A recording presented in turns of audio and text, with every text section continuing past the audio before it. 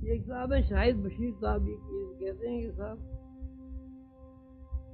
یہ ذہنی امراض کا سبب جو ہے وہ روحانی تقاضوں کی عدم تکمیل ہے، یعنی اگر روح کے تقاضے پورے نہ کیے جائیں تو آدمی ذہنی طور پر بیمار ہو جاتا ہے۔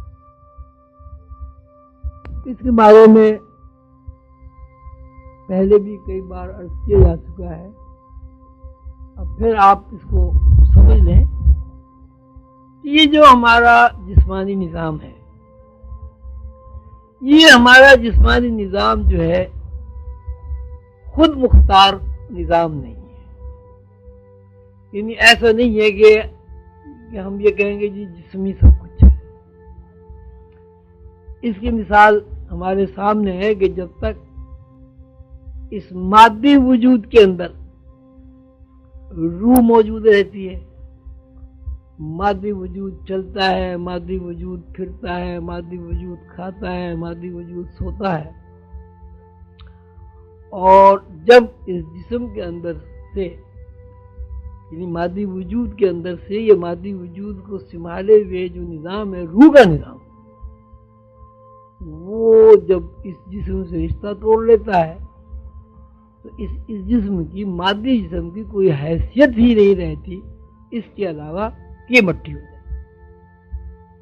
پھر جب ہم مر جاتے ہیں ہمیں نلا دلا کے کفن پہنا کے قبر میں ڈال دیا جاتا ہے، اور قبر میں سارا جسم جو ہے گوشت پوش کو مٹی میں تبدیل ہے۔ تو اس کا مطلب یہ ہوا کہ اگر ہم بیمار بھی ہوتے ہیں وہ بھی جبھی ہوتے ہیں جب ہمارے اندر روح موجود ہو۔ آپ نے کسی مردہ آدمی کو بیمار ہوتے نہیں دیکھا ہو۔ اگر ہم صحت مند ہوتے ہیں تو صحت مند بھی اسی وقت ہوتے ہیں جب ہمارے اندر روح ہو۔ بھی ایک آدمی مر گیا، اس کا صحت سے کیا تعلق ہے؟ ایک آدمی مر گیا، اس کا بیماری سے کیا تعلق ہے؟ ایک آدمی مر گیا، اس کا خوشی سے یا رنجیدہ ہونے سے کیا تعلق ہے؟ تو یہ جتنے بھی تقاضے ہیں زندگی کے، غم ہے، خوشی ہے، صحت ہے، بیماری ہے، محبت ہے،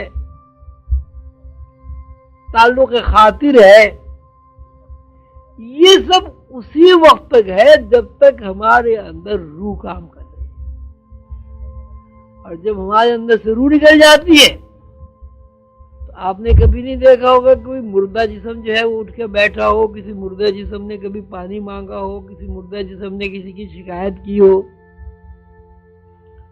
کسی مردہ جسم نے یہ کہا ہو کہ صاحب مجھے کیوں آپ اسے گڈھے میں ڈال کے جا رہے ہیں بند کر کے۔ یعنی اس کی طرف سے کوئی بھی ایسی حرکت نہیں ہوتی جس کے بارے میں آپ یہ کہیں کہ اس سے بھی کوئی اختیار حاصل ہے۔ اختیار بھی اسی وقت تک حاصل ہے جب تک جسم کے اندر روح ہے۔ اگر روح جسم کے اندر نہیں ہوگی تو اختیار بھی حاصل نہیں ہوگا۔ تو اب اس سے ثابت ہوا کہ بیماری ہو یا صحت ہو، پریشانی ہو، خوشی ہو، وہ اسی وقت تک اس کی حیثیت ہے جب تک آپ کے اس مادی وجود میں روح موجود ہے۔ اب دوسری بات جو ہمارے سامنے وہ یہ آتی ہے کہ جب روح اس مادی وجود سے اپنا رشتہ توڑ لیتی ہے تو وجود تو برقرار رہتا ہے کچھ عرصے کے لیے، لیکن اب اس کے اندر ناخوشی نہیں ہوتی۔ اگر خوشی نہیں ہوتی تو ناخوشی بھی نہیں ہوتی،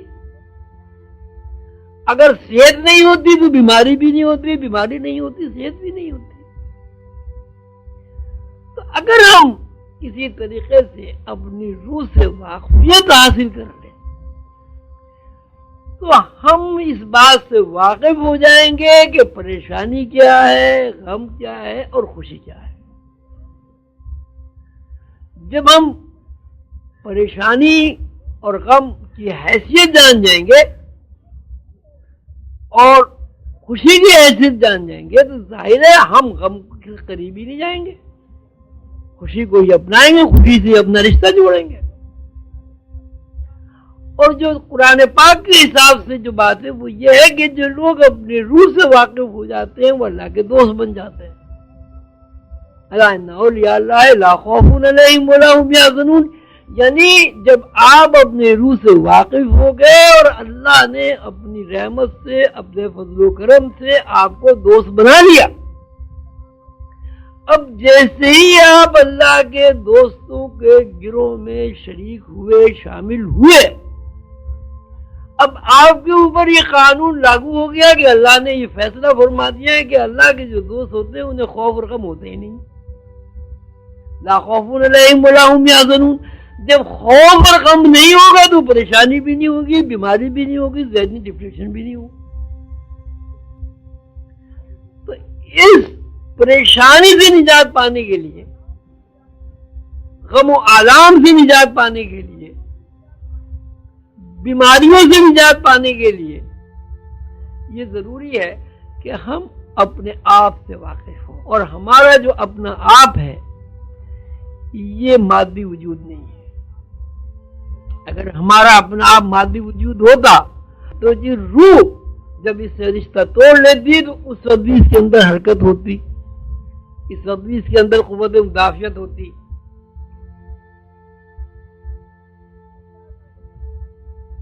تو اولیاء اللہ کا بتایا وہی راستہ ہے کہ بھائی تمہاری اصل جو ہے یہ مادی وجود نہیں ہے، تمہاری اصل روح ہے جو تمہارے اس مادی وجود کو چلا بھی رہی ہے، حرکت بھی دے رہی ہے، حفاظت بھی کر رہی.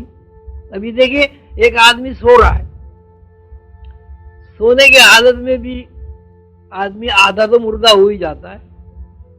جیسے مرے ہوئے آدمی کو کچھ پتہ نہیں ہوتا ایسے سوئے ہوئے آدمی کو بھی کچھ پتہ نہیں ہوتا. لیکن سوئے ہوا آدمی میں چونکہ روح موجود ہے، اس کی آپ سوئی چبو دیں پیر میں فوراً اٹھ کے بیٹھ جائے گا. اب وہ کہتے ہیں سویا مرا برابر، لیکن اگر مرے ہوئے آدمی کے پیر میں آپ سوئی چبائیں تو اسے کچھ پتہ نہیں. نہ صرف یہ کہ سوئی چبائیں بلکہ اس کا یہ پوسٹ مارٹم کرتے ہیں ڈاکٹر لوگ، پورا جسم چیر پھاڑ کے رکھ دیتے ہیں. کوئی سسکاری بھی نہیں بھرتا، کوئی یہ بھی نہیں کہتا بھائی مجھے کیوں کاٹ رہے ہو. دل بھی نکال لیتے ہیں، پھیپڑے بھی نکال لیتے ہیں، گردے بھی نکال لیتے ہیں، دماغ کا آپریشن کر کے بھیجا بھی دیکھ لیتے ہیں کہاں چوٹ لگی. تو پوری تاریخ انسانی میں ایک بھی مثال ایسی نہیں ہے کہ کوئی مردہ اٹھ کے بیٹھ گیا اور اس نے یہ کہا کہ صاحب میرا بھائی بھیجا کیوں نکال رہے ہو بھائی. تو اب اس کا مطلب بھی صاف ہے کہ سوئی حالت میں آدمی موت کے قریب ہوتا ہے یا موت کسی حالت میں ہوتا ہے، لیکن وہ مرتا نہیں ہے، روح اس کے ساتھ قائم ہے، روح اس باڈی کی حفاظت کر رہی ہے. اس لیے جب مچھر کاٹنے سے آدمی اٹھ جاتا ہے بھائی اٹھ کے بیٹھ گیا بھائی مچھروں نے کاٹ لیا. اس سے ثابت یہ ہوا کہ ہم جو اصل ہیں وہ مادی وجود نہیں ہے، ہماری اصل روح ہے. دل پہ ہمارے اندر روح رہتی ہے، ہم دیکھتے بھی ہیں، سنتے بھی ہیں، محسوس بھی کرتے ہیں. اور جب روح جنوں سے اپنا رشتہ توڑ لیتی ہے تو ہماری آنکھیں بھی ہیں لیکن ہم کچھ نہیں دیکھ سکتے، ہمارے کان بھی ہیں ہم کچھ نہیں سن سکتے، ہماری زبان بھی ہم کچھ نہیں بول سکتے. تو اس سے بالکل پوری طرح ثابت ہو گیا کہ مادی وجود کی حیثیت جو ہے ایک ذیلی انسان، ایک عارضی انسان کی ہے، ایک ٹوٹنے پھوٹنے والے انسان کی ہے.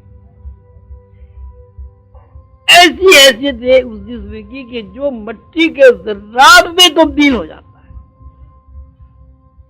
اب آپ یہ بھی دیکھیں، اب انسان کے اندر کتنی اندر غلاظت بھری ہوئی ہے، لیکن جب تک روح ہے تو آدمی سڑتا ہی نہیں. اور جیسے ہی روح نکلی کچھ عرصے کے بعد جو نا وہ پیٹ بھی پھول جاتا ہے اور سڑان بھی ہو جاتی ہے. اور لوگ اس بات سے اتنے خائف ہوتے ہیں کہ مرنے کے بعد ہر شخص کی زبان پہ ایک ہی بات ہوتی ہے، جلدی کرو جلدی کرو جلدی کرو. کیوں جلدی کرو؟ اس لیے جلدی کرو کہ سب کو یہ معلوم ہے کہ خدا نہ خواستہ اگر لاش خراب ہو گئی اور بدبو پھیل گئی، ایک تو اس لاش کی، اس مردے کی بے حرمتی ہوگی، اور دوسری یہ بھی بیماریاں پھیل جائیں گی۔ لیکن جب تک وہ آدمی زندہ ہے، معذور ہے، ہاتھ پیر اس کے کام نہیں کر رہے، فالج اس کو گر گیا ہے، اس کا جسم نہیں سڑتا۔ اس سے بھی ثابت ہوا کہ ہمارے یہ مادی وجود جو ہے اس کی حیثیت ثانوی ہے، حقیقی حیثیت اگر کچھ ہے تو ہماری روح کی حیثیت ہے۔ اگر ہمارے جسم کے اندر روح موجود ہے تو ہم سڑتے بھی نہیں ہیں، اگر ہمارے جسم کے اندر روح موجود ہے تو ہمیں تکلیف کا احساس بھی ہوتا ہے، اگر ہمارے جسم کے اندر روح موجود ہے تو ہم خوش بھی ہوتے ہیں، اگر ہمارے جسم کے اندر روح موجود ہے تو ہم سردی گرمی کا احساس بھی کرتے ہیں، اگر ہمارے جسم کے اندر روح موجود ہے تو ہم اولاد بھی ہیں، ہم باپ بھی ہیں، ہم ماں بھی ہیں، ہم بہن بھی ہیں، ہم بھائی بھی ہیں۔ لیکن جیسی روح اس جسم سے نکل جاتی ہے تو ہم اب نہ ماں ہے، نہ باپ ہے، نہ اولاد ہے، نہ کوئی رشتہ داری ہے۔ وہی لوگ جو انتہائی درجے چاہتے ہیں اپنے والدین کو، ان کے اوپر بڑی سی بڑی رقمیں خرچ کرتے ہیں کہ یہ اچھے ہو جائیں کسی نہ کسی صورت سے۔ اب وہی اولاد یہ کہتی ہے اب جلدی کرو، اسے گڈھے میں ڈال کے آؤ۔ کیوں؟ اس لیے کہ اب یہ بات طے ہو گئی ہے کہ اب اس کے اندر، اس باڈی کے اندر، اس مادی وجود کے اندر کسی قسم کے محسوس کرنے کی صلاحیت ختم ہو گئی۔ اب نہ اس کے اوپر کوئی دوائی کام کرے گی، نہ اس پر کوئی فزیو تھراپی کام کرے گی، نہ یہ ہماری بات سنے گا، نہ اپنی بات سنا سکتا ہے۔ اب یہ ایک مادی وجود جو ہے، ایک مٹی کا ڈھیر ہے، تعفن کا ڈھیر ہے، اس کے علاوہ اس کی کوئی حیثیت نہیں۔ اس بات کو آپ جتنا بھی سوچیں، اور سب لوگوں کو اپنے گھر میں جا کے یہ بات سوچنی چاہیے، رات کو سونے سے پہلے یہ بات ضرور سوچنی چاہیے سب کو کہ ہمارا یہ مادی وجود اصلی ہے یا اس مادی وجود کو چلانے والی روح اصلی ہے۔ آپ کے سامنے بالکل واضح طور پر دن کی روشنی کی طرح یہ بات آ جائے گی کہ مادی وجود کی کوئی حیثیت نہیں، اصل حیثیت روح کی ہے۔ روح میں ہی خوشی ہے، روح میں ہی غمی ہے، روح ہی میں سکون ہے، روح ہی ماں بنتی ہے، روح ہی باپ بنتا ہے، روح ہی اولاد ہے۔ اور جب وہ روح اس کے اندر سے نکل جاتی ہے تو کچھ بھی نہیں ہوتا۔ کبھی آپ نے دیکھا کہ کسی مردے آدمی کی آپ نے کسی سے شادی کی ہو، مردے کی مردے سے شادی ہوئی ہو، اپنے بچے پیدا ہوئے ہوں؟ کبھی آپ نے کسی مردہ ماں کو دیکھا کہ اس نے بچوں کو دودھ پلایا ہو؟ کبھی آپ نے یہ مردہ آدمی کو دیکھا کہ آپ نے اس کے نشتر لگایا ہو، اس کے اندر سے خون نکلا ہو؟ کبھی آپ نے کسی مردہ آدمی کو یہ دیکھا کہ آپ نے اس کے اوپر تیز کھولتا ہوا گرم پانی ڈال دیا اور اس نے کہا ہو یہ کیا کر رہے ہو، مجھے کیوں جلا رہے ہو؟ ابھی ہندو لوگ جو ہے اس کو جلا دیتے ہیں چتا پہ رکھ کے۔ کبھی کسی مردے نے مزاحمت نہیں کی بھائی مجھے جلا کیوں رہے ہو؟ مسلمان انسانی احترام کے پیش نظر اس مردے کو قبر میں دبا دیتے ہیں کہ بے حرمتی نہ ہو۔ کبھی کسی مردے نے یہ نہیں کہا قبرستان جا کے ارے بھائیوں مجھے یہاں کس کے اوپر چھوڑ کے جا رہا ہوں، اندر یہاں کیڑے مکوڑے ہوں گے مجھے کھا جائیں گے، اور میری تو تم نے ہوا بھی اس طرح بند کر دی کہ بھائی ذرا سی بھی ہوا نہ جائے۔ وہ تختے لگاتے ہیں اس پہ بھی مٹی لگا کے ہوا بند کر دو۔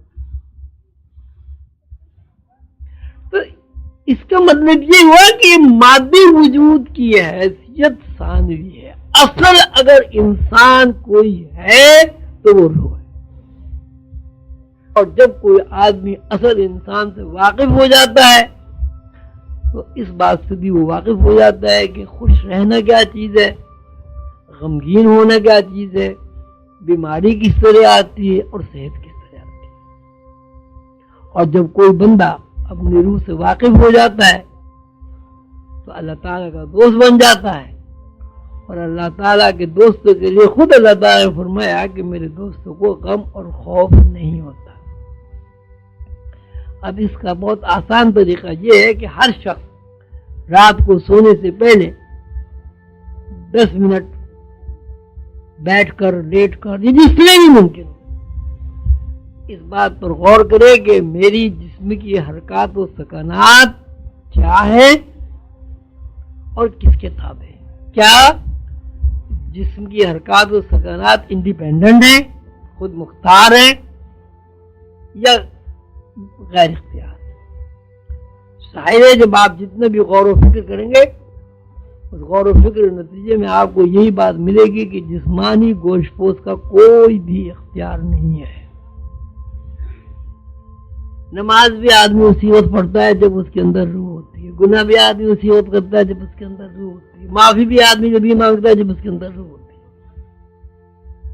کھانا بھی اسی وقت کھاتا ہے جب اس کے اندر روح ہوتی ہے۔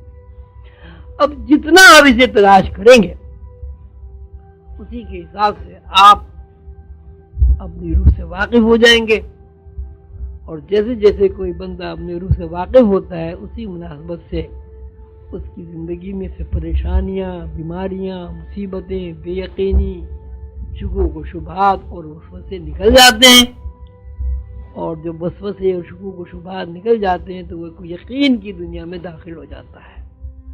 یقین کی دنیا میں نہ بیماری ہے، نہ پریشانی ہے، اور نہ کسی قسم کی کوئی مشکل ہے۔